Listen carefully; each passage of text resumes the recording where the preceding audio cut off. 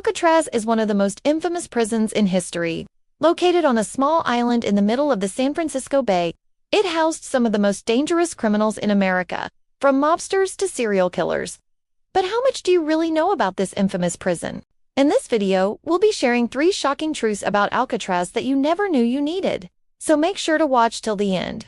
Number 1. In the 1960s, Alcatraz was considered a luxury prison. When Alcatraz first opened its doors in 1934, it was meant to be a maximum security prison for the most dangerous criminals in America. But by the 1960s, it had become clear that the prison was not as secure as it had been in the past. In fact, the prison had become so overcrowded that inmates were sharing cells and the guards were being paid off to look the other way. As a result, the prison was shut down in 1963 and the inmates were transferred to other prisons around the country. However, it didn't take long for Alcatraz to make a name for itself again. In 1972, the prison was reopened as a minimum security prison for federal inmates. But this time around, the prison was much more relaxed.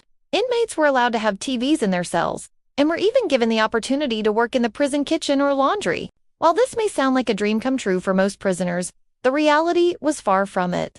The truth is, Alcatraz was still a prison and life there was still incredibly difficult. Inmates were still subject to the whims of the guards and could be punished without warning. Plus, let's not forget about the cold. San Francisco can get pretty chilly and the prison cells were not heated. So while Alcatraz may have been considered a luxury prison by the standards of the time, it was still a far cry from the cushy vacation spot its name suggests.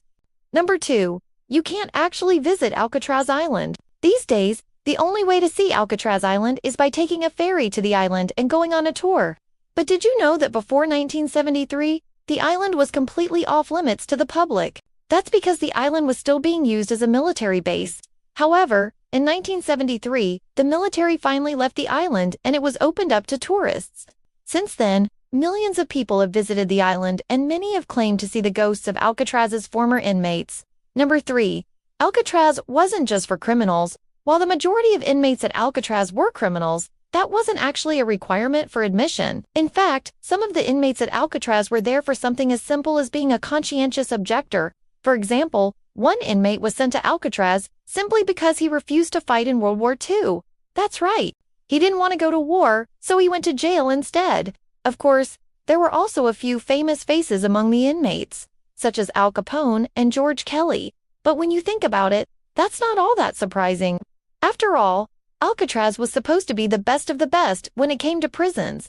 It only made sense that the most notorious criminals in America would end up there. Well, there you have it.